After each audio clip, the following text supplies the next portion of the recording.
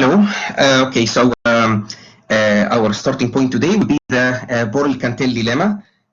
So basically, let's to remind ourselves of the context. So the context was this third exercise from the previous lecture about an infinite sequence of independent coin tosses, and the question was about getting heads infinitely often.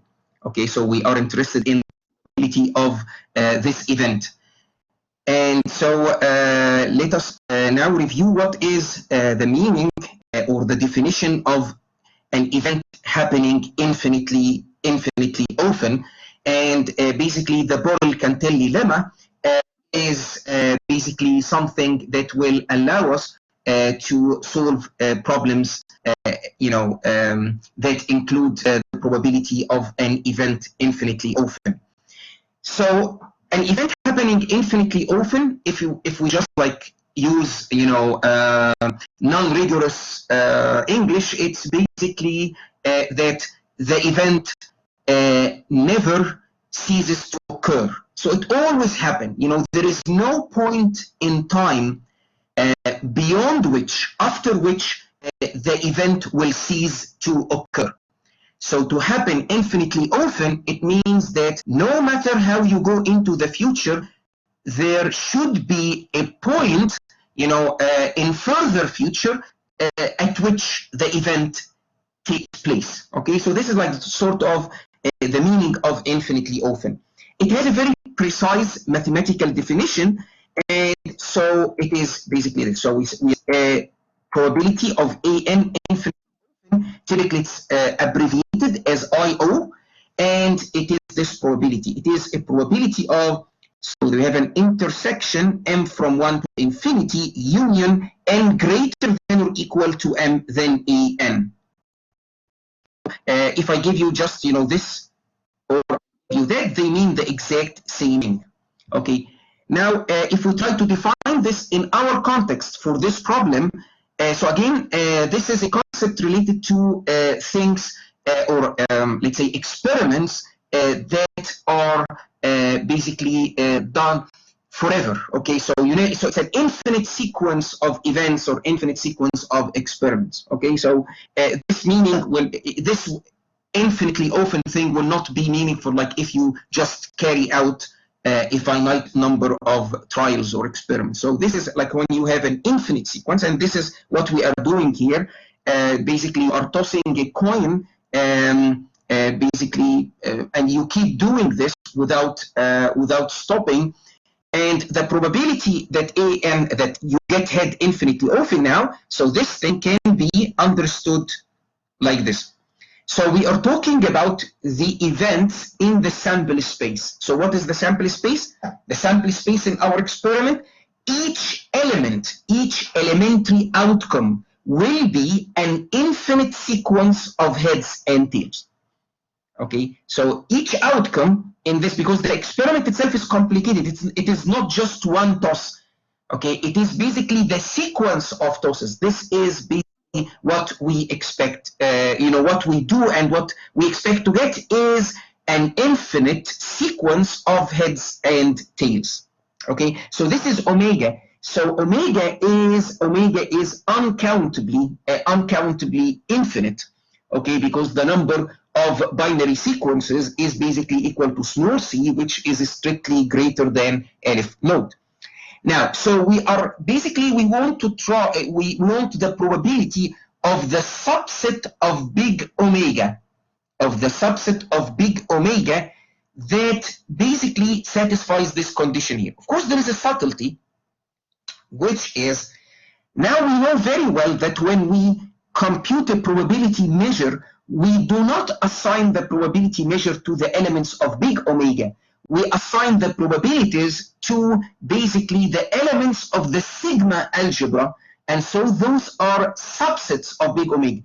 And so basically, the first question when you see something like this is you ask, okay, so what is the sigma algebra?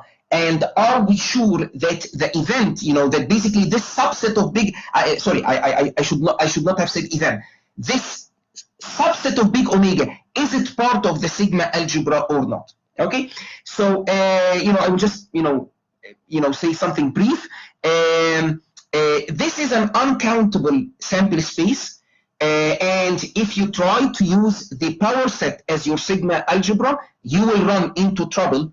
And so basically there is, when you have those infinite sequences, of, let's say, heads and tails, there are like sort of standard sigma algebras. So there is a sigma algebra used here called the cylindrical sigma algebra. We will not get into details. So what is important to us is first that there is some sigma algebra that is defined, and this sigma algebra is not the power set. Because if you use the power set again, you will get you can find events for which you can get conflicting or contradictory results when you compute the probability. So you cannot use the power set. You will use basically some, a proper subset of the power set as your sigma algebra. There is a standard sigma algebra for this problem, but I will not give you the details. And rest assured that basically this event here is part of this standard sigma algebra. Okay, so let's go back to event. What is actually more important to us is understanding this, this subset of big omega. So for every m that is a natural number, there exists an n that is greater than or equal to m, such that, what is omega n? Omega n is the nth toss when we talk about elementary outcome omega. Okay, so this, you can read this as, so you have a sequence of tosses. Choose a place. Actually, this should be true for any place, because this is for every m. So you can choose any place. Let's say this one here. So this is your m. It must be the case that there is an n that is greater than or equal to m. So that is an index that starts from here or further in the future, at which a head occurs. So somewhere from here to infinity, you find a head. And this should be true not from a specific starting position. This is true for every m. And this is the meaning of infinitely often. Okay, so for every m that is a natural number, 1, 2, 3, and so on, you can always find an n, and this n basically starts from m and higher, such that you get a head. Now, if this is, this thing here will be an outcome, a possible outcome in our experiment. So what we want to do is basically to find the probability of all those outcomes in which heads happen infinitely often. You always get a head. Okay, it may be insightful to basically think about also the complement event. So what will be the complement event? So the complement event will be that there will be a point in time after which no heads appear. Okay, so the complementary event, which is sometimes called finitely often, AN, finitely often. Okay, and this means that, so I write it like this. So here we are talking about events, again, elementary outcomes in big omega. Those are sequences or strings, infinite strings of heads and tails, such that, so what it will be the complement, there exists an m that is a natural number.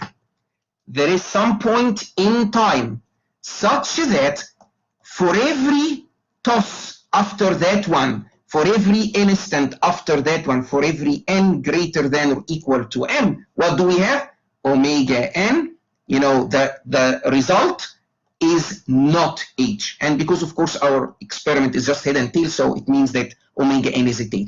So basically, the other sequences that do not satisfy this problem, they are the sequences for which you can always find the point in time after which you never get a head.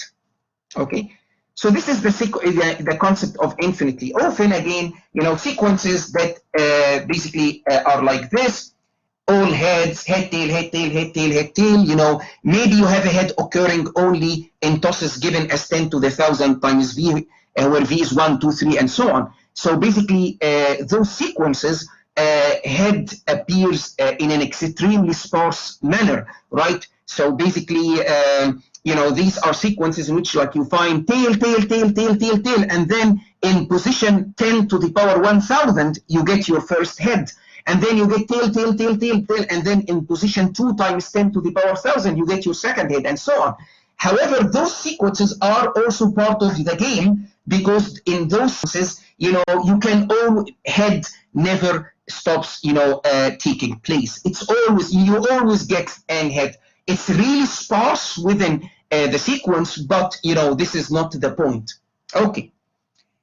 So there are many things in probability that basically looks like this, and here it's just coins, and you find heads and tails occurring infinitely often. But you can ask this question regarding when we take random variables, some random variables, whether they exceed a certain threshold infinitely often or not, stuff like this. Okay, so it is very important problem in probability theory, random processes, statistics, and so on.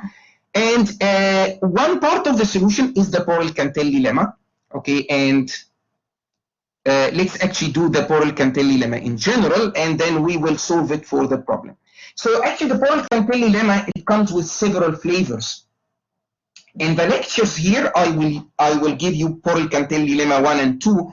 Those are basically the the theorems when that come to mind when you hear Borel-Cantelli lemma. But actually, the Borel-Cantelli lemma can be generalized, and you can find like further results, and I will talk about this shortly. So Borel-Cantelli 1, it tells you that the probability of infinitely often, this thing here, the probability of that for every m that is a natural number, there exists an n greater than or equal to m such that a n occurs, that this probability is 0. So it is 0 if this happens, if the sum of the probabilities of a n is less than infinity. So this probability here will be what? In our case, in our example, it will be the probability that you get a head in the nth toss. Okay, so this is the probability. I mean, because like in the problem was general that the probability of getting a head may differ actually from toss to toss. So basically, if you sum those probabilities for every natural number n, and you get a convergent sum, so you get a finite number, then the probability of an infinitely often is equal to 0, and it is 1. It is 1 if the sum is infinity.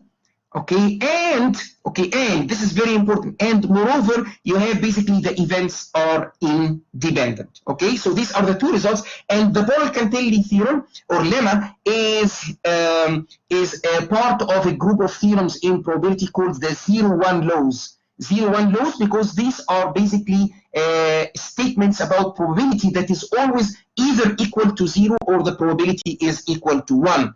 And of course, we understand now from previous lectures that when I say that the probability of something is 1, I'm not, it's not necessarily that we are talking about big omega. All right. So again, go to the case of the uniform probability measure on the closed interval from 0 to 1. So in that case, if omega is 0-1, remember that the probability of the rational numbers, the rational numbers are basically a countably infinite set. So it has a Lebesgue measure 0, and basically its probability under the uniform measure is equal to 0. And irrational numbers, basically they have the probability 1. Okay, I need to be careful here. These are the rational numbers intersect omega 0-1. So this probability is 0, and the irrational numbers in 0-1 will give you probability of 1. So of course, the rational numbers in 0-1 are not the whole, are not empty.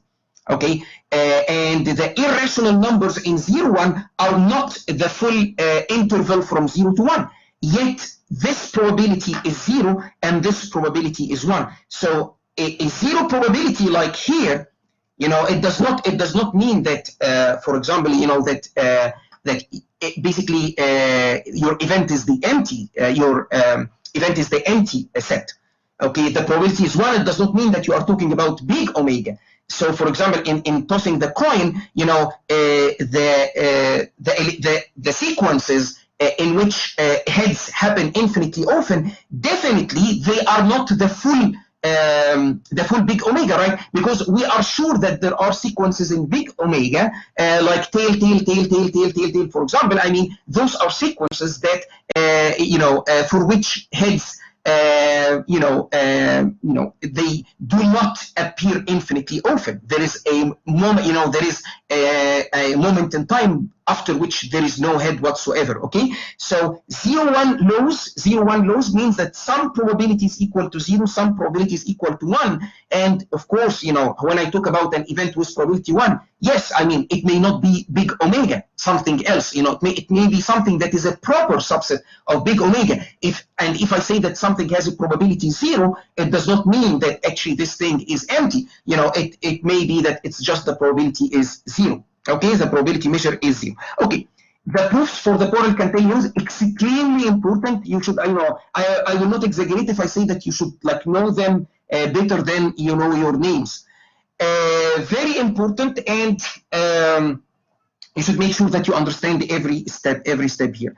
So the probability Cantelli lemma 1. So we'll start with the event probability of an infinitely often, and then I will write it as the probability of, you know, again, you can just read it. This is intersection, this is union. So intersection you can read like for every, and union you can read like there exists. So for every n, there exists an n greater than or equal to m such that you have your event. So, so the idea here, so this is like the definition of the infinitely often. The idea here is like, what if you think of this as, you know, so this is something that depends on m, right? It depends when you start. So let's call this thing here Bm. Let's call this thing Bm. So we have the intersection n from 1 to infinity of Bm, and let's see, we have what is B1. So B1 will be the union n from 1 to infinity An, and what will be B2? B2 will be the union n from 2 to infinity of An, and what will be B3? This will be the union of n from 3 to infinity An. So we have this, it's a nested sequence, right? It's a nested sequence of events. So basically the biggest guy is, you know, the first one. It's union over, you know, n from 1 to infinity. So basically you have inclusion this way, okay? And you can apply the continuity of probability, right? It tells you that if you have the intersections,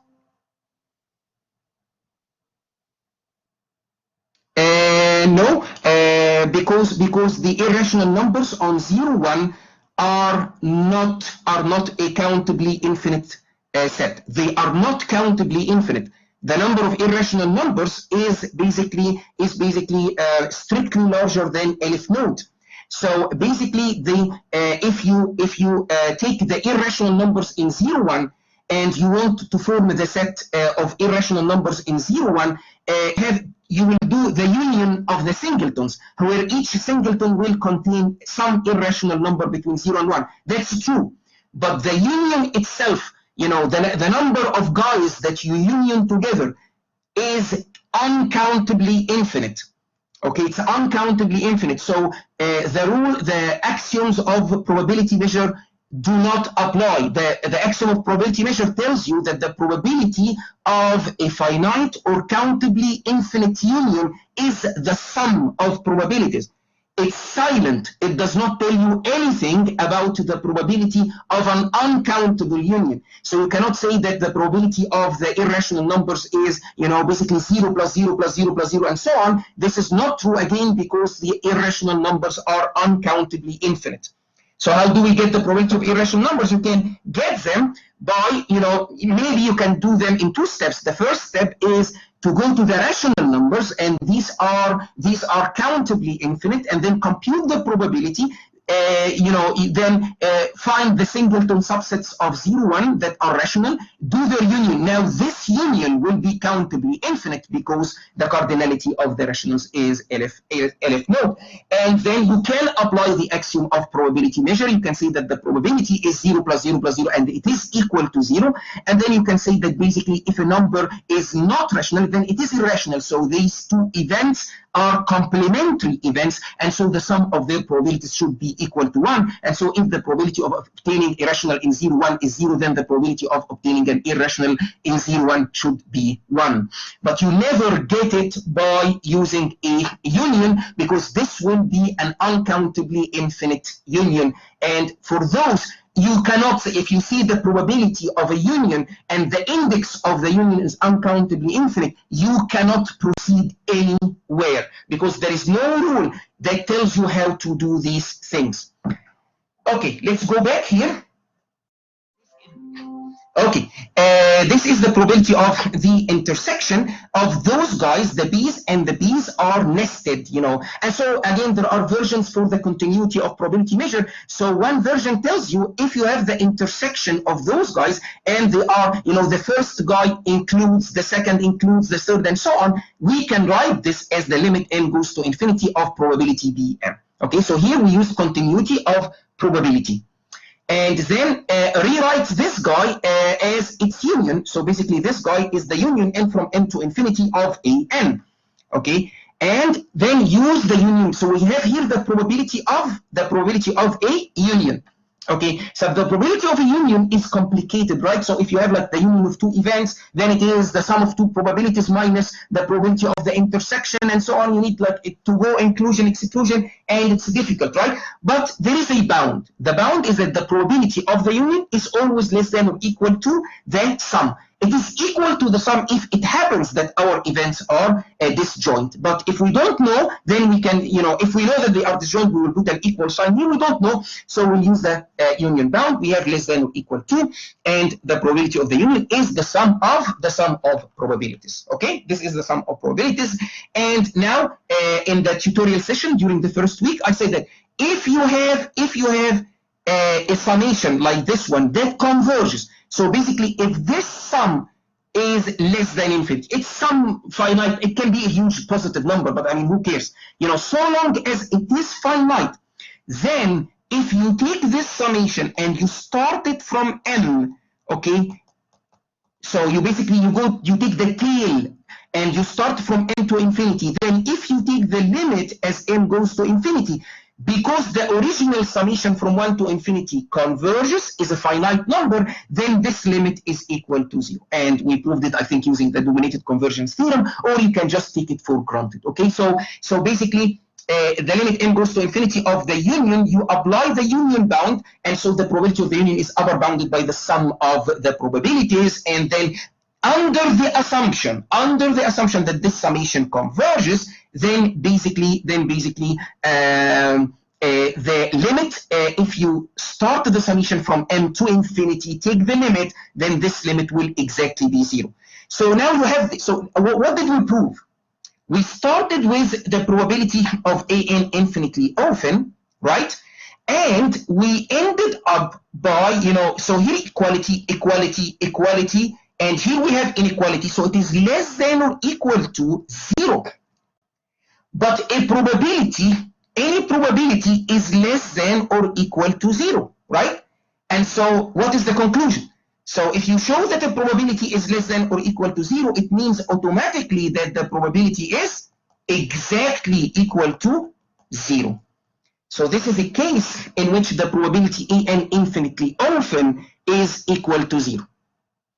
Okay, so this is Borel-Cantelli, what I will call Borel-Cantelli 1. And this happens. Note that we don't have any assumption regarding the dependence or independence of the ANs. Okay, what we just need is that this summation here is a finite number. That's it. Then the probability infinitely often is 0. So basically, yeah. So the probability infinitely often is a 0. So in our case here, if we go back to the problem, right? So it's basically part B.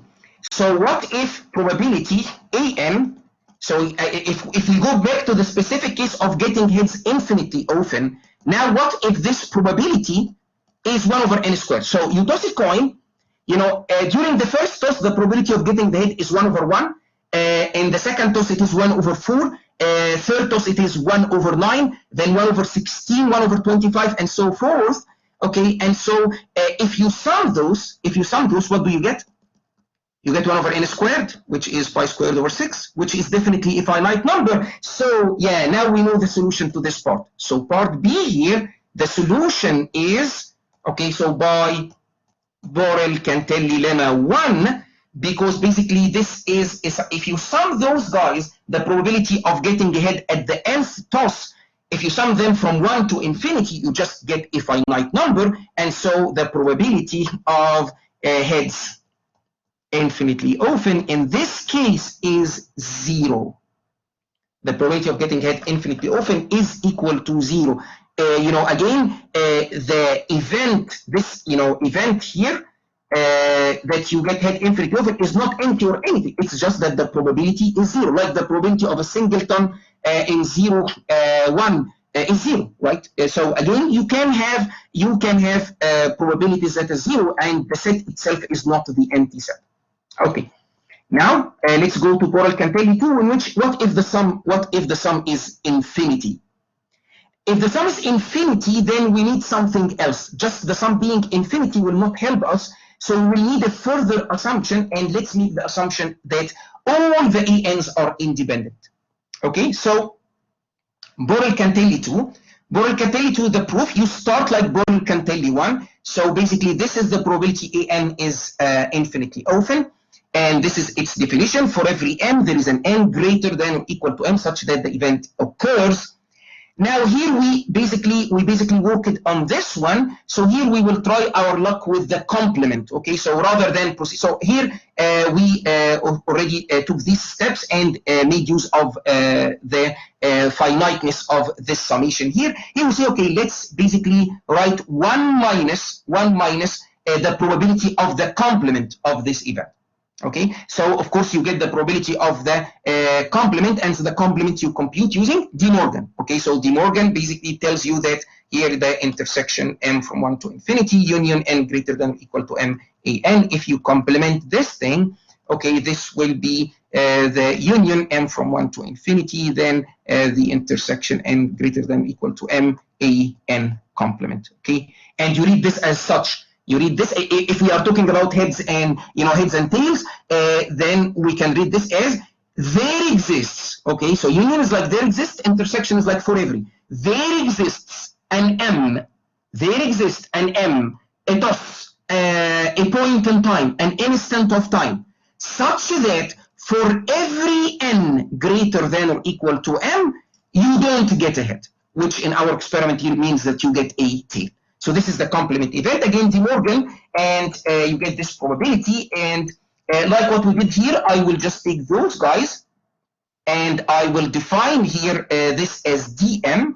Let's again have an explicit view of what these are. So what is d1? So d1 will be this intersection starting from 1, okay, and then d2 will be this intersection starting from this end. Starting from 2, then D3 will be this intersection starting from 3, and so forth. And when you are doing intersection, as you increase the number of sets involved in the intersection, you are basically making things smaller and smaller. So basically, this guy in which you intersect everything is a subset. This guy is a subset of this guy. Is the complement of H infinitely often? Heads, tails infinite? No, because it may happen that you have heads infinitely often and you have tails infinitely often. You have heads infinitely. So there are sequences. These do not exclude one another. So, for example, take the sequence head, tail, head, tail, head, tail, head, tail, head, or head, tail, tail, head, tail, tail, and so on. So there are so many sequences in which you never stop getting heads and you never stop getting tails. You never stop getting heads and you never stop getting tails. But what I can say is the following, that if there is a sequence, because here it's a binary experiment, at each toss we either get a head or tail, then if there is a sequence, such that there is an index beyond which there is no head, then we are sure that basically from that index on, we have tail, tail, tail, tail, tail, tail, and so on, okay? However, we have basically sequences that are in the event of head infinitely often, and they are also in the event of tails infinitely often. Again, think of an alternating sequence which you have head, tail, head, tail, head, tail. So that sequence is part of the story of heads infinitely often, and it is also part of the story of tails infinitely often. Okay?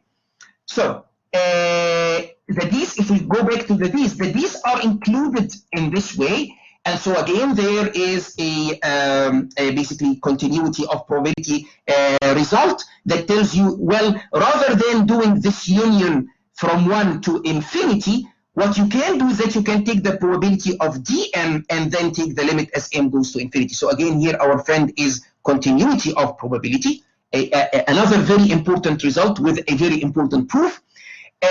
And now you can rewrite the D as its definition in terms of an complement. Okay. Now, so here again, the difference between Borel, Cantelli, Lemma 2 and 1 till now is basically that in 2, we played with basically the complement event. And now we have basically the probability of this intersection.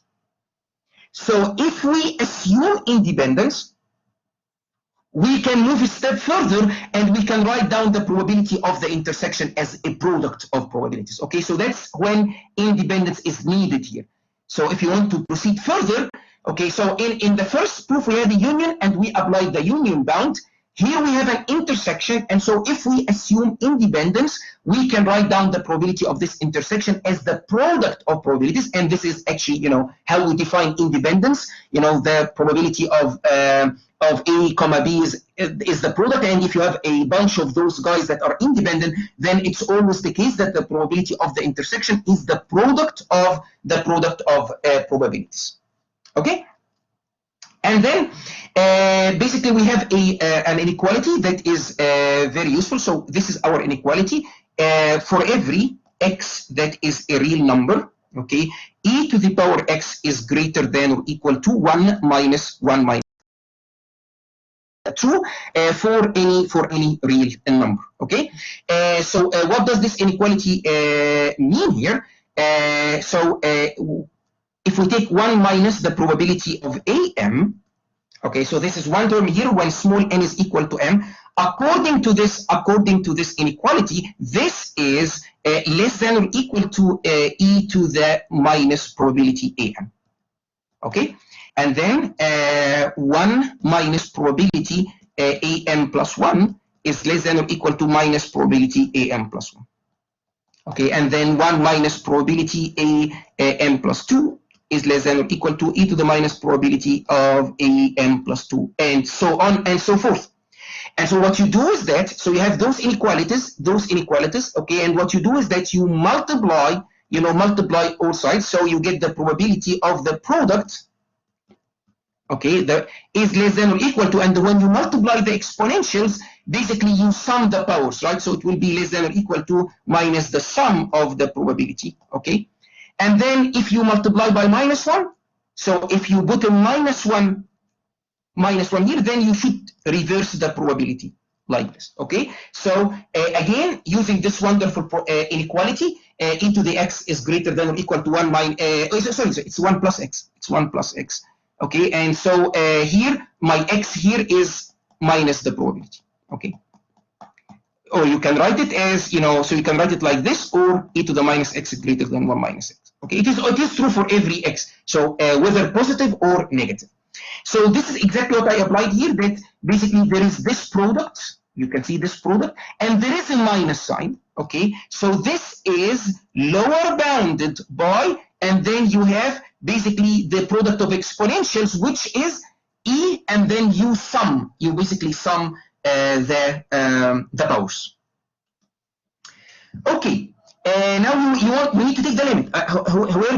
Where basically does the limit come from? It comes from the continuity of probability, right? So basically, continuity of probability is, if you remember this result, if you have the probability of an infinite union or intersection, then you can basically do a finite union or intersection and then apply a limit. Okay, so that's the limit. The limit of an exponential function. The exponential function is continuous. So basically, you can move the limit here, okay? And now the question is, what is this thing here? So again, we did it in the tutorial session, the first tutorial session. So now, what is given to us when we are talking about Borel-Cantelli lemma 2 is that this summation from 1 to infinity probability of an, that it is infinity now. It is plus infinity. Okay. So if it is plus infinity, what happens if you start this summation from m?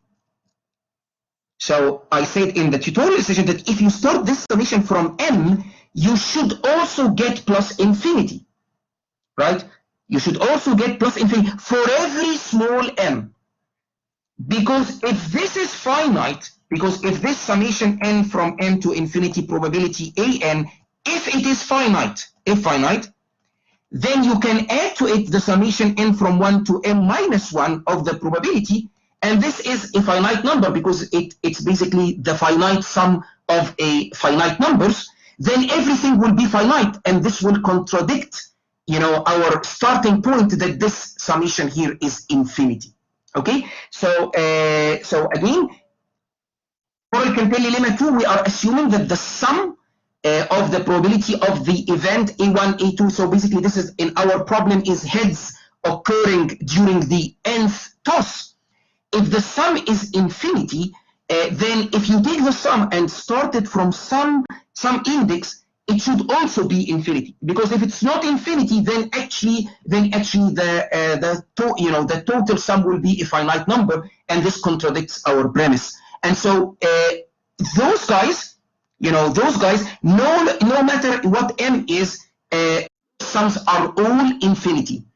Okay, and so what is e to the power minus infinity?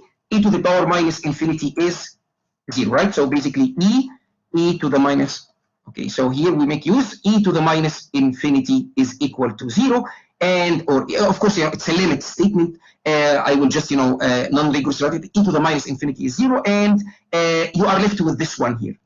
Okay, so to prove basically that that infinitely often, again, let's see the summary of what we proved.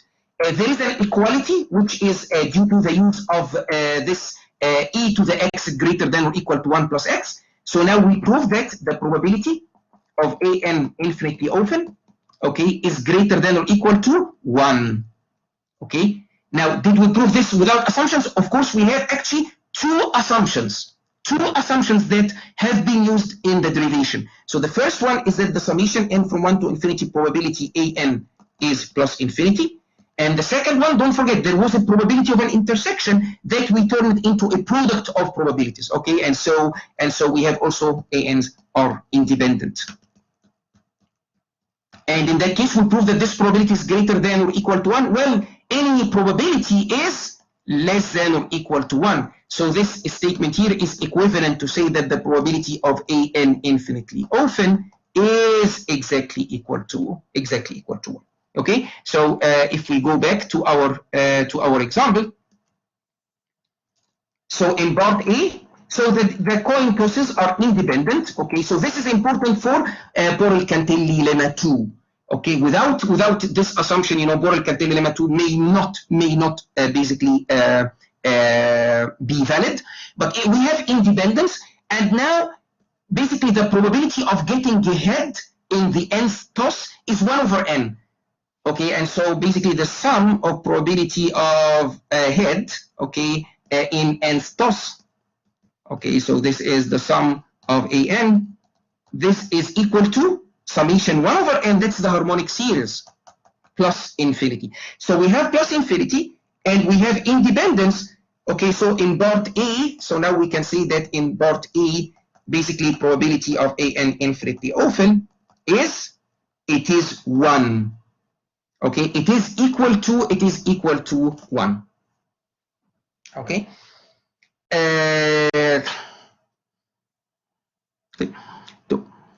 So what about the probability of heads? You know, someone asked the question, and actually it may be a nice exercise actually to, in this case,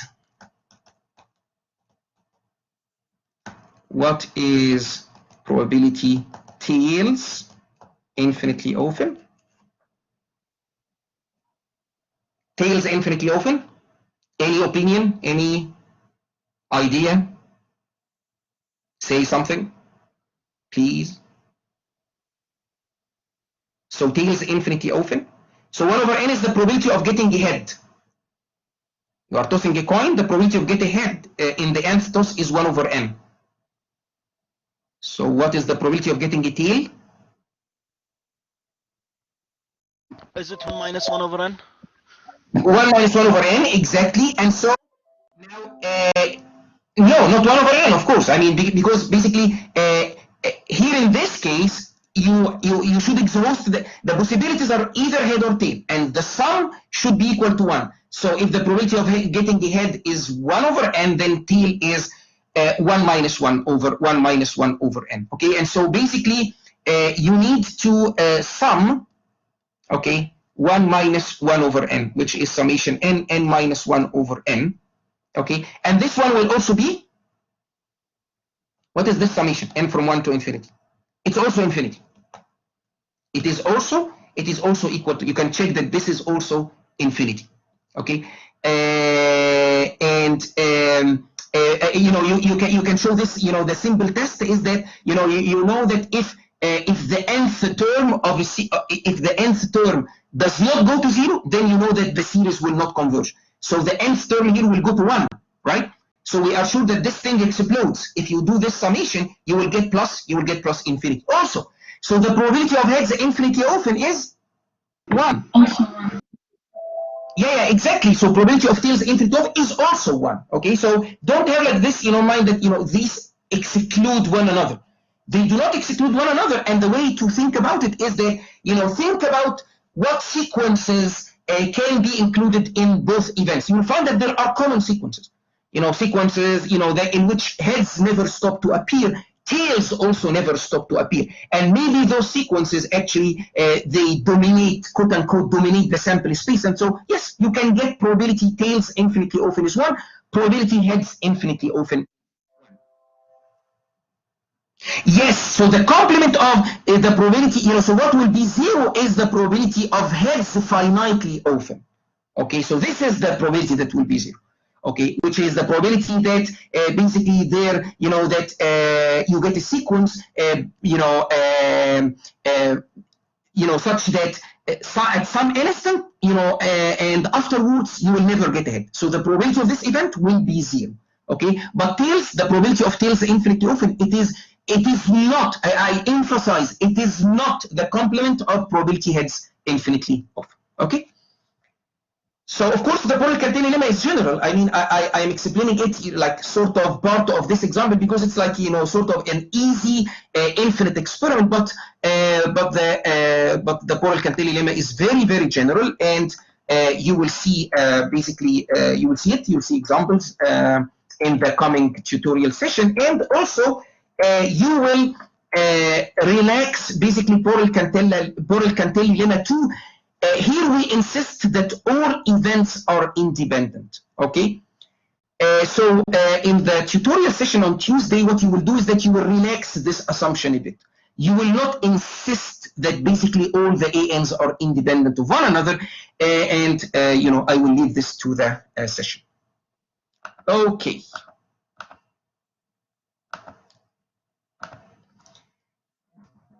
Now let's go to the definition of a random variable. Okay, and so random variables are basically functions that you define on big omega.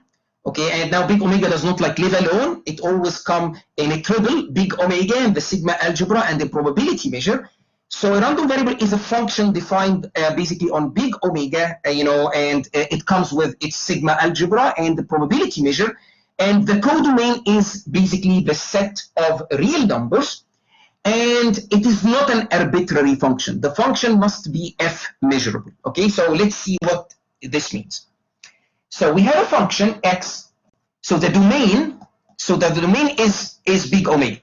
So basically x takes an element, you know, it's applied to each single elementary outcome. It's basically, this is not like the probability measure. Remember the probability measure here, basically you get an element from basically element in the sigma algebra.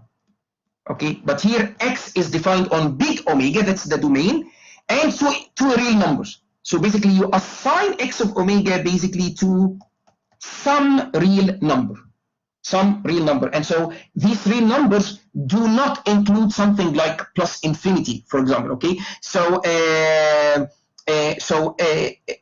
are some random variables. So if there are applications, like if you do let's say renewal processes, Markov chains, sometimes you will need like the so-called extended random variables, or basically they are sometimes called the defective random variables. So those you basically map small omegas to the set of real numbers union plus infinity. So you can allow basically mapping to plus infinity. I don't think we will encounter this in this course. So in this course, basically the codomain is the set of real numbers. Okay, we do not allow mapping to plus infinity. So a function is f measurable. So note that to say that the function is measurable, you need to say so with respect to some, you know, specified sigma algebra. So this is not something that you say in vacuum. You say it with respect to some sigma algebra, which is f here. So we say that the function is f measurable if for every Borel set on the real numbers, right? So the real numbers, it has Borel sets. So what are these Borel sets?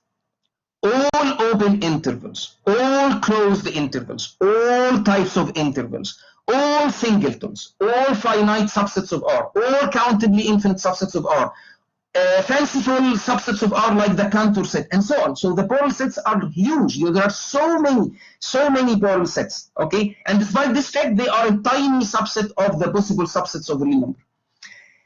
Okay, so we say that a set if f measurable if for every Borel set, the pre-image of the Borel set. Okay, so what is the pre-image of the Borel? So again, this is big omega. This is our domain. And then we have the set of real numbers. I will represent it with a real line. Okay. So this is our famous set of real numbers. And what we do is that we take basically the elements of big omega, and you know those elements may be finite, may be countably infinite, may be uncountably infinite. So you take each single guy here and you basically link it to some real number. Okay, each guy here will be linked to a real number. Okay, so now we say that the function, so this is generally a function, you know, this will be a general function defined with big omega as the domain and the set of real numbers as the co-domain. But we say that the function is f measurable if the pre-image of every Borel set. So what is a Borel set? It may be some interval here. So say this is a Borel set, okay, from A to B. So this is an example of a Borel set. The Borel set has something called the pre-image. So let's do another curve. So this is our Borel set. Okay, our statement should be true for every Borel set, but I mean just for concreteness, let's just focus on this Borel set, which is this, you know, closed interval from A to B. It has a pre-image. What is the meaning of the pre-image? It's basically the elements of big omega that are mapped to elements in this Borel set. You know, so maybe there is this part of big omega. Every guy here is mapped. Every guy here is mapped to somewhere in this interval from A to B. So this part here will be called the pre-image of the interval AB. So if the pre-image of any Borel set, so the pre-image of any Borel set will be what? Will be a subset of big omega. So it must be the case that this subset of big omega is part of your sigma algebra. Okay, so a function is f measurable. Okay, a function is f measurable. Okay, so it means that you cannot talk about just big omega. So we are talking now in context of the probability triple. Okay, so we have big omega and we have some sigma algebra that is defined on this big omega. Now, a function is f measurable if the pre-image of any Borel set. So what is the meaning of the pre-image of a Borel set? Basically, this is a subset of big omega that is mapped by the function to the Borel set under investigation. So this subset of omega should be in the sigma algebra. Why is this the case? Because remember, the sigma algebra is not always the power set. So the sigma algebra may not include every possible subset of big omega. So you may find the pre-image of some Borel set, and this pre-image is a subset of big omega. It's a subset of big omega by definition, but it's not part of the sigma algebra defined on big omega. So in that case, if you find just one Borel set whose pre-image is a subset of big omega not included in the sigma algebra, then the function is not f measurable. To be f measurable, it must be the case that for any Borel set, the pre-image, which is a subset of big omega, is an element of the sigma algebra f defined on the sample space big omega. Okay, so this is the definition of an f measurable function. So it is a mapping from the elements of big omega to the set of real numbers, but it has this property that the pre-image of any Borel set is in the sigma algebra. So what is a random variable? So a random variable is a function from big omega, the sample space, to the set of real numbers that is f measurable. Okay, so a random variable, okay, is an f measurable function. It must be an f measurable function. Okay, so not any function on big omega will be a random variable. Okay, so you can define all sorts of functions on big. You can just forget about the sigma algebra.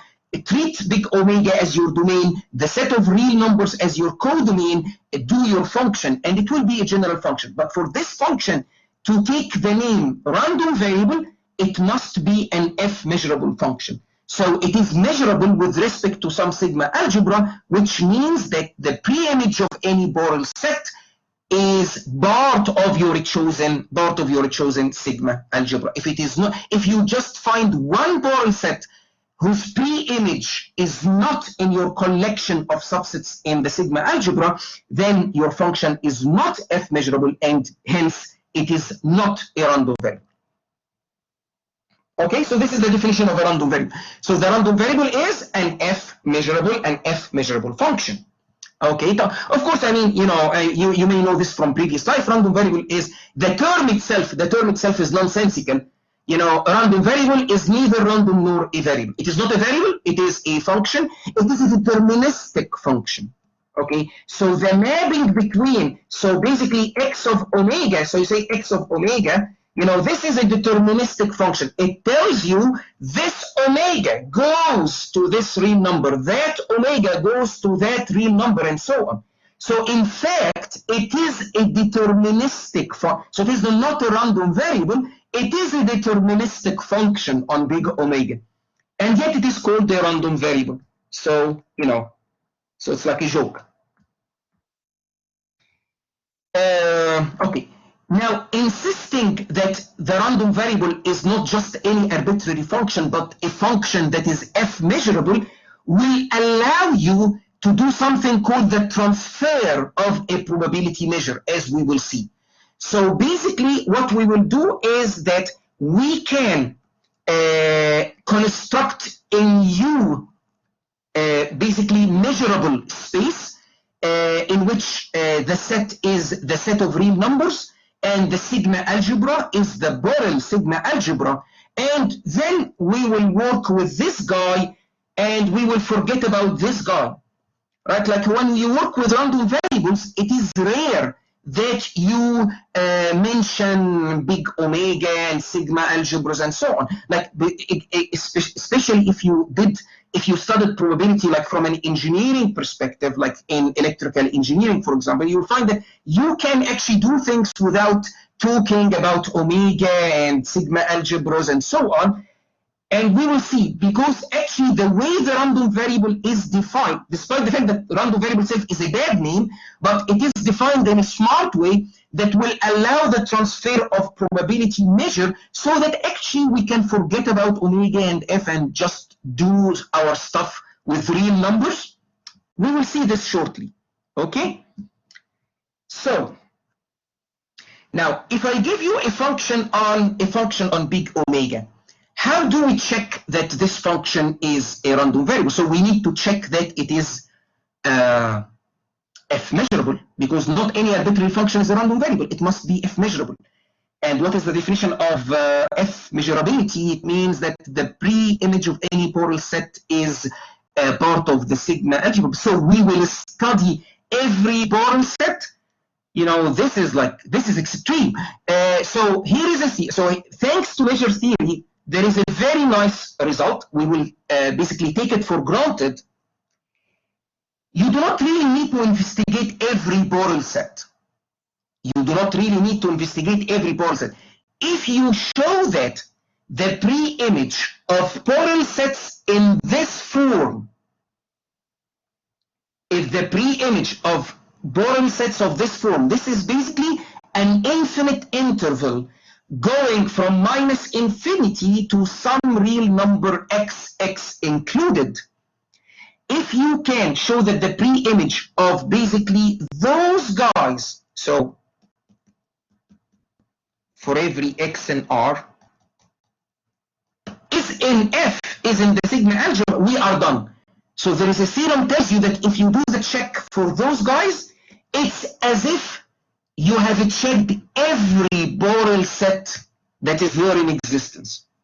Okay, so we do not need to check every Borel set, because there are some Borel sets that are really like sort of evil and, you know, define like counter sets. Think of the counter set. But here is the good news.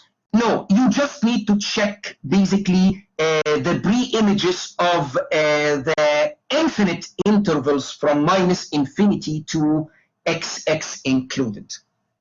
Okay, so let's see. This is my big omega. That's an example, a toy example. Of course, it's very, you know, it's a very small example so that we understand the concept of f measurability and a random variable. So here I will use a finite sample space, and if you have a finite sample space, you can choose your sigma algebra as your power set. But note the following: if you choose your sigma algebra as the power set, then it includes every subset of big omega, and then every pre-image of a Borel set will be in the sigma algebra, because you are simply using the power set as your sigma algebra.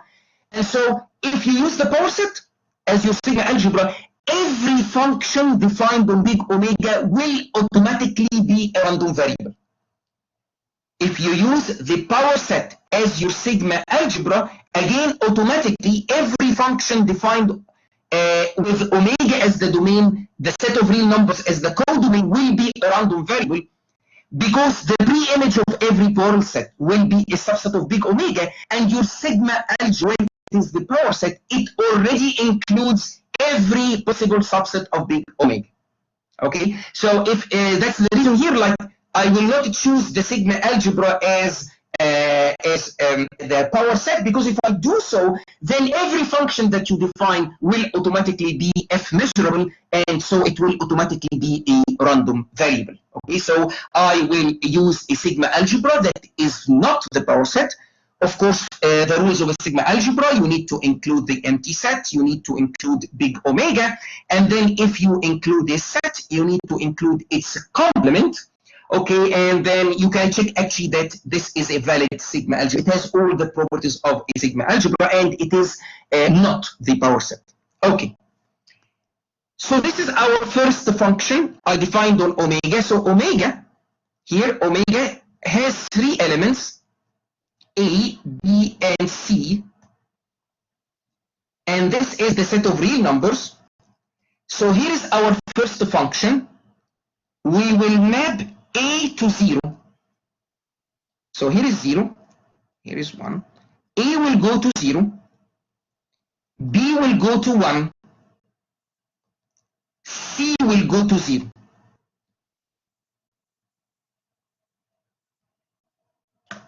Okay, so that's the function. And as you can see, it is a deterministic function.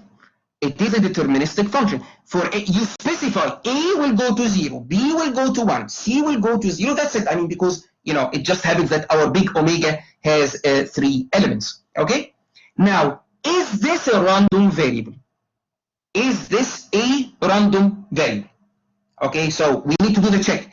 Is this function f measurable with respect to this sigma algebra that we have here? So let's investigate the pre-images. So this inverse here, it means the pre-image. So pre-image.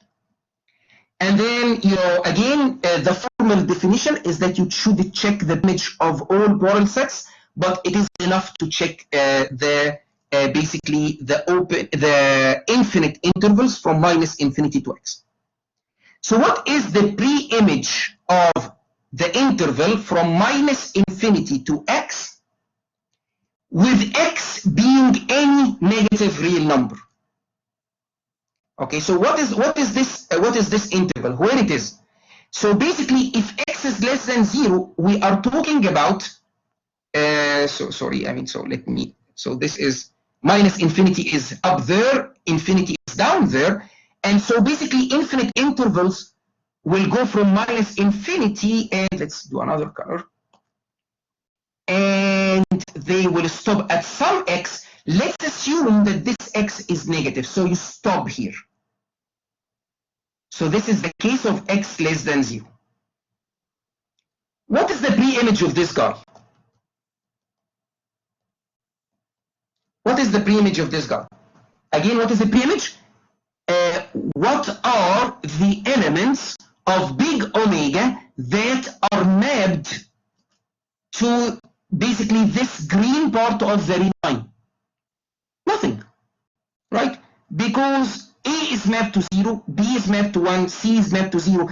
There is no mapping whatsoever to a negative number. So the pre-image of this infinite interval from -infinity to x, with x being negative, the pre-image is the empty set, which means that there is no element in big omega that is mapped to basically a number in the infinite interval from -infinity to x, with x being a negative real number. Okay. Now, what if x is greater than or equal to 0 but less than 1? So now let's do another one. So let's do another version. So not to draw on the same thing. So this is omega. This is the real numbers, A, B, C. Again, those two guys will go here to 0. This guy will go here to 1. Now we are studying the interval going from -infinity, okay, up to some x here. X is greater than or equal to 0, but it is less than 1. So this is an x that is basically living between 0 and 1. So now, what is the pre-image? What is the pre-image? Again, what are the elements of big omega that lives on this orange part of the real line, that are mapped to something that lives on the orange part on the green line? So what is the pre-image of this infinite interval? A and C, exactly, A and C. A is mapped to 0, C is mapped to 0, and 0 lives basically on this green part, this orange part on the real line. So basically A and C. So the pre-image here will be A and C. Why not B? Because B is mapped to 1, and because we choose X to be strictly less than 1, then B is not with us. Then, so the last case, omega, and this is A, this is B, this is C. Again, you should do this investigation for every real X.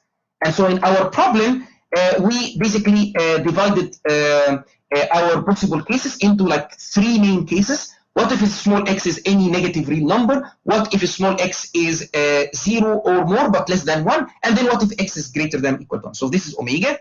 This is our set of real numbers. And this is 0. This is 1. And again, A is mapped to 0. C is mapped to 0. B is mapped to 1. And now we are talking about basically intervals that start from minus infinity, and now they end at a number that is, 1 or more. Okay, so this is x greater than or equal to 1. So what is the pre-image of this black part of the real line? Every element in big omega is mapped to a real number that lives on this black line, right? So this black line includes 0, includes 1, and every element in big omega is mapped to 0 or to 1. So in that case, basically the pre-image is omega itself. Okay, so the big image will be omega. Okay.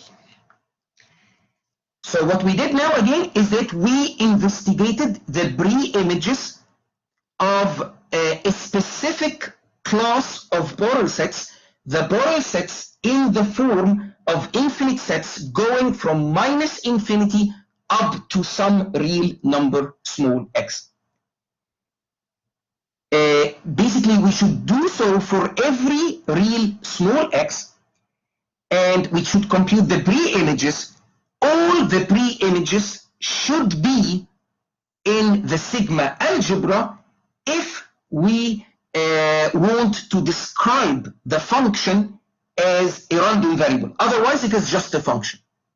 So the pre-images that we have, so for the Borel sets that are infinite intervals from minus infinity to a negative number, the pre-image is the empty set, and this is in the sigma algebra. By definition, the sigma algebra must include the empty set.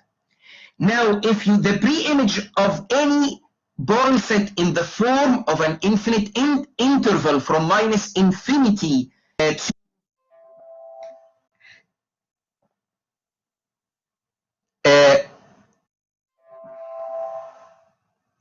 why did we choose? Yeah, because there is a theorem telling you that if you investigate those intervals, alone, it's as if you have investigated every Borel set. In other words, if you find that the pre-image of every interval of this form, if the pre-image of any interval of this form is in the sigma algebra, then you are sure, you are guaranteed that the pre-image of any Borel set will be in the sigma algebra. And if you show that for one of those guys the pre-image is not in the sigma algebra, then you are sure that basically for all Borel sets you can find Borel sets here and there that whose pre-images are not in the sigma algebra. So why is this the case? I mean, it's something in major theory. This is called a generating class of the Borel sets. Okay, so there is, again, it's not a trivial result to show that, rather than investigating all Borel sets, you just need to focus on basically this here. Okay, it is not a trivial result, but it is there. We'll take it for granted, and this is what we will do. Okay, so if we go back to our x1, if you choose the infinite intervals with x greater than or equal to 1, the pre-image is big omega, and big omega is part of the sigma algebra, okay? However, for the infinite intervals stopping at a number between 0 inclusive and 1 exclusive, The pre-image is AC. Where is AC here? So the sigma algebra is the empty set is A, is BC, is omega, so it is not here. Okay, so basically there is an interval which is a Borel set.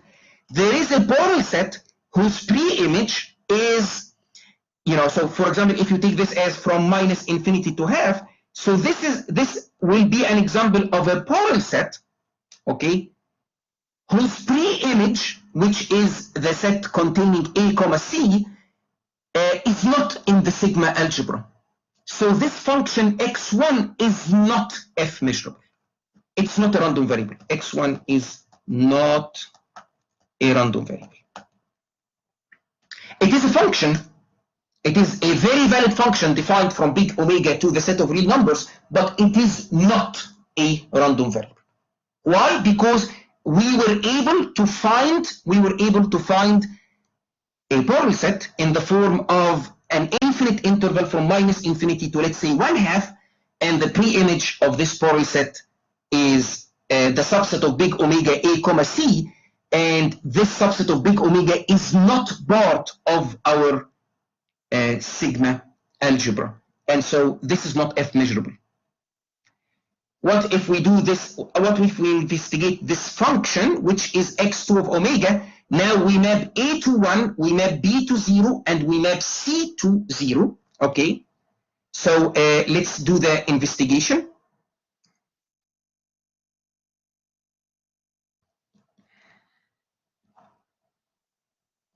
Professor, I have a question. Yes. So when you say it's not a random variable, that means it's not a random variable for the sigma algebra that we defined, or for all omega? Yeah, yes, exactly. Yeah, that's exact. Great. Yeah, this is exactly the point. When you say that something is a random variable, it is with respect to some sigma algebra. Okay. It is with respect to some sigma algebra. Yeah. In other words, if you choose your sigma algebra here in our case, because it's actually doable, if you choose the power set, then this x1 of omega will be a random variable. Okay.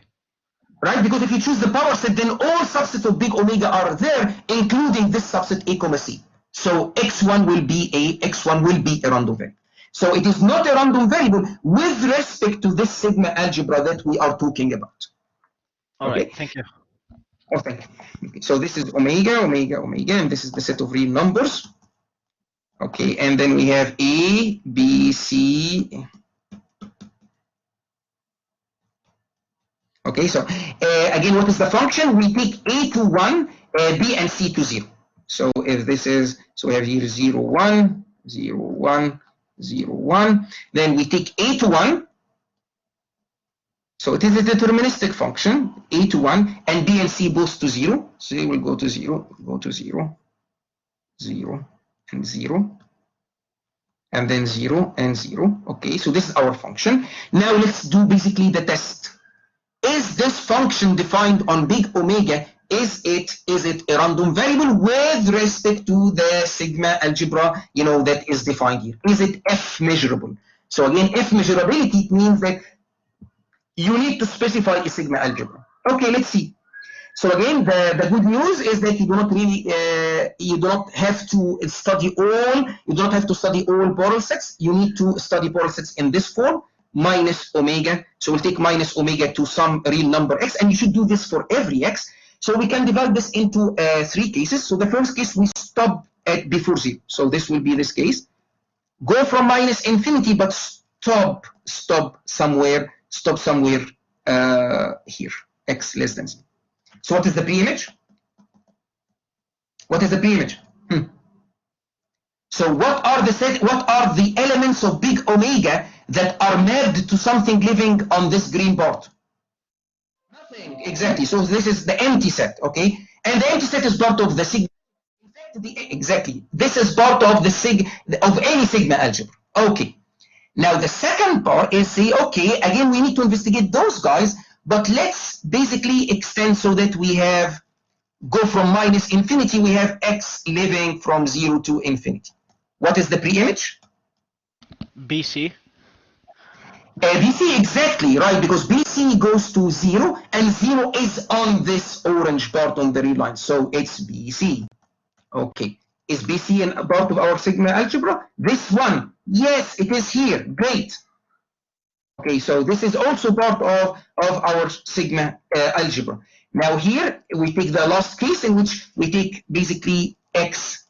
We go from minus infinity all the way to x, and x now is greater than or equal to 1. What is the pre-image?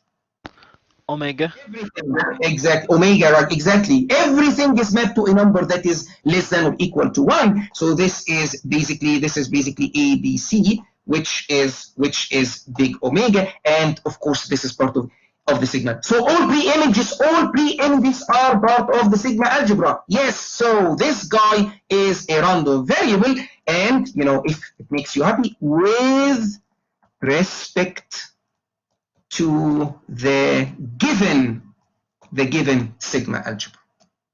Okay, if we use the power set, then basically x1 and x2, both of them will be random variables. Okay, again, you may say, oh, so why not just use the power set? The problem is when your omega is uncountably infinite. Okay, so that's, if life is just about, finite and countably infinite omegas, you can just take the power set as your sigma algebra, and every function that you define on big omega will be f measurable, because you are taking basically f to be the power set. But the problem is like things like, like if big omega is the real set of real numbers, if it is the interval 0 to 1, if it is the all infinite sequences of 0, 1 or head and tail and so on. In those cases, the sample space is uncountably infinite, and there is, if you want to get consistent results, results that make mathematical sense, then you will have to let go of the power set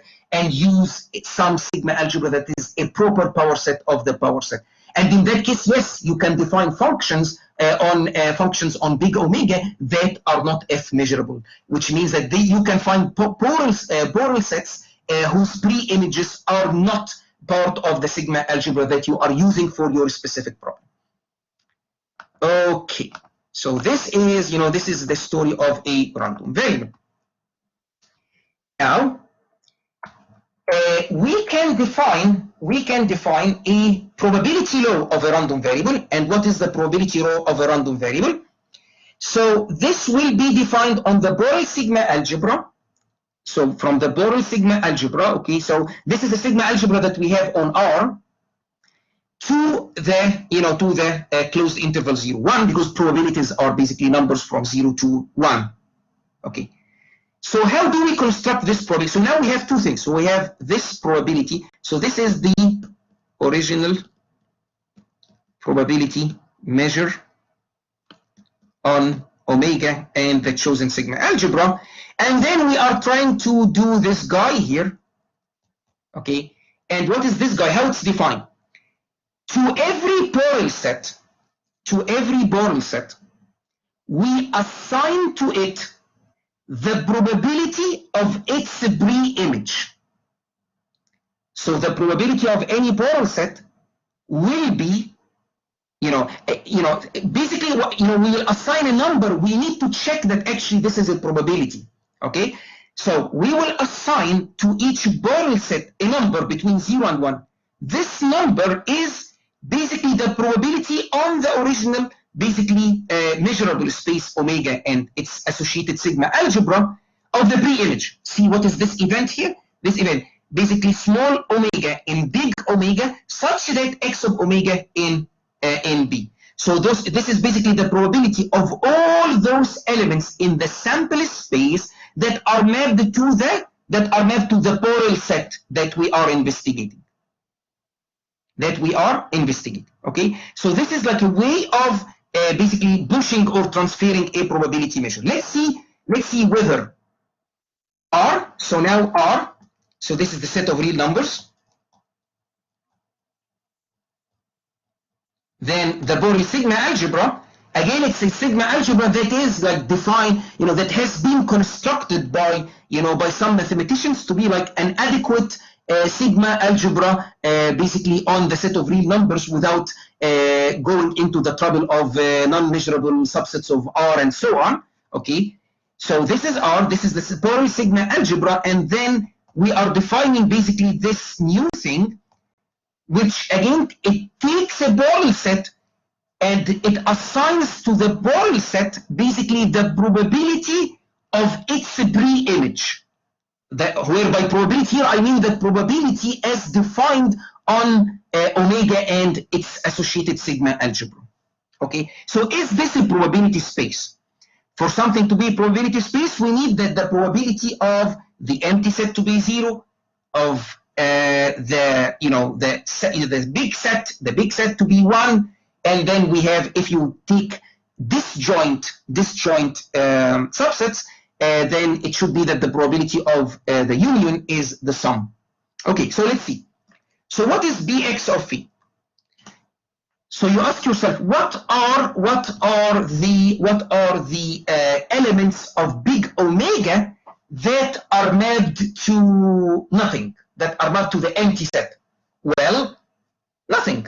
Okay, so the pre-image of phi is phi, right? Because what you do is that you take each single element in big omega. Okay, now basically our big omega is the set of real numbers, and sorry. So I'm talking about big omega. I misspoke. So you take each element in big omega, okay, and map it to a real number. So now, if you go to the set of real numbers and ask what is the pre-image of the empty set, what are basically the elements of big omega that are mapped to the empty set? Well, nothing. I mean, because you take each element in big omega and map it to some real number. Okay, so the pre-image of phi is phi. So the pre-image of phi on R is phi on omega. Okay, and what is the probability of phi? Basically this is the probability, the original probability measure, and if it's a correct probability measure, then this guy should be equal to 0. What is the pre-image of the set of real numbers? What is the pre-image of the set of real numbers? In other words, what are the elements of omega that are mapped to a real number? All of them, exactly, all of them. By definition, we basically have a function with big omega as the domain and the set of real numbers as the codomain. So we map each single element in big omega to a real number. So basically the pre-image of R is big omega, and the probability, this is the probability on the original probability measure, is equal to 1. So that's okay. Now, what if you take disjoint Borel sets? What is under this trick here, this Bx, what is basically this value? What is this value if we talk about the disjoint union of Borel sets, by which I mean that we have disjoint Borel sets and then we take their union. So what is Bx of the union? So we need to take what is the pre-image of a union. Okay, so if you have Borel sets B1, B2, B3 on the real line.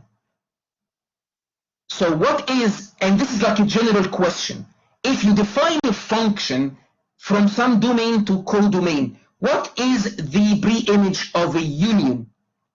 Well, there is a property, and I think it is proved in the first set of notes, the very first set of notes. There is this rule, you can take it here for granted, that the pre-image of a union is based, sorry, it's not this one, it's actually this, this one. The pre-image of a union is the union of pre-images. Okay, so this is true, and again, it's not difficult to show, and it's true for any function that you define from some domain to some codomain. So if you ask me, what is the pre-image of B1 union B2 union B3, it is basically the union of the pre-image of B1, the pre-image of B2, the pre-image of B3, and so on. Then you have another rule, okay, again, which you can show, it is not difficult, that the pre-images of disjoint sets, those are also disjoint. Okay, and it is also something that is intuitive. So again, there are some mathematical results that are not intuitive, but this one is intuitive. The pre-image of disjoint sets are basically disjoint. So you can we know that this is the original probability measure. So it obeys countable additivity, which means that the probability of the countable union of disjoint events will be the sum. Okay, this will be the sum. And what is the probability of the pre-image of each guy? It is what we, by definition, call Bx of Bi, where Bi is the ith Borel set. So we started with a union of disjoint Borel sets, and we ended up that basically we will assign to the union the sum of the assignments to each single guy. And this is the third property of a probability measure. So Bx is a probability, is indeed a probability measure on, now, rather than omega, we are talking about the set of real numbers, and rather than the sigma algebra defined on big omega, we are talking now about the Borel sigma algebra, and now we have this probability measure. So yes, if you do this trick, you say, I will assign to each Borel set the probability of its pre-image on, the pre-image on big omega.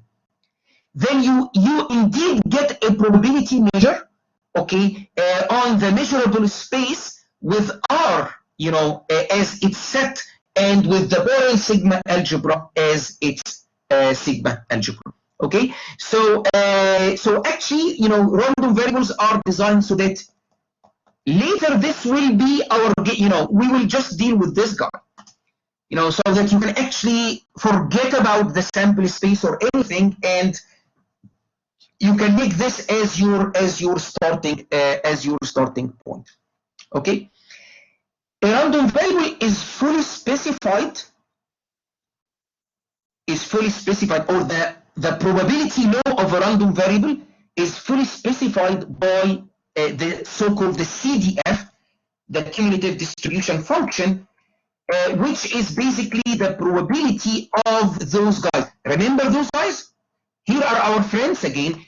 Those are not every Borel set. I mean, the Borel sets are so many, and some of them are very complicated in structure. But it turns out that those guys are, again, if you study them, they are enough. They represent the full Borel sigma algebra. So it turns out that for a random variable, you can fully characterize the probability law of a random variable by asking yourself about the probability. This is what we typically write, like in engineering, the probability that big X, here big X denotes the random variable, is less than or equal to small x. Using the language of omega and sigma algebras and so on, this is actually how the CDF is defined.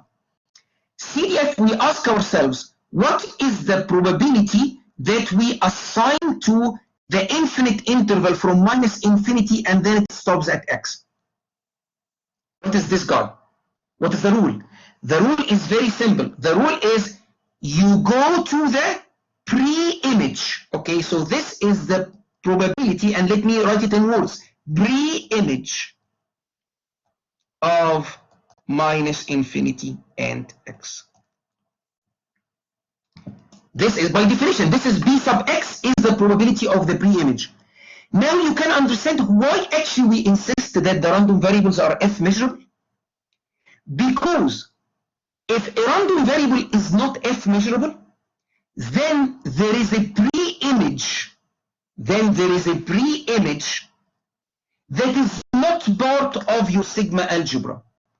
And if there is a pre-image that is not part of your sigma algebra, then it does not have an associated probability measure. So this probability is guaranteed to be defined for every x or every Borel set, because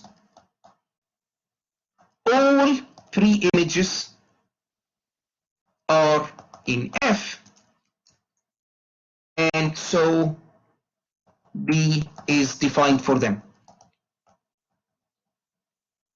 Right? When a probability measure, we go and define it for every subset of big omega that is included in the sigma algebra, right? So that's the reason that we insist that the random variable is if measurable. Because if it is not, then if you try to do quote unquote transfer the probability measure, what will you do? Okay, so you will take some Borel set, and what number should I assign to this Borel set? Okay, let's go and get its pre-image. But what if its pre-image is not in the sigma algebra? Then the pre-image does not have an associated probability. Then there will be some Borel set without, to which you will not assign a probability. But we don't want to do this. We want to assign a probability to every single Borel set on the set of real numbers.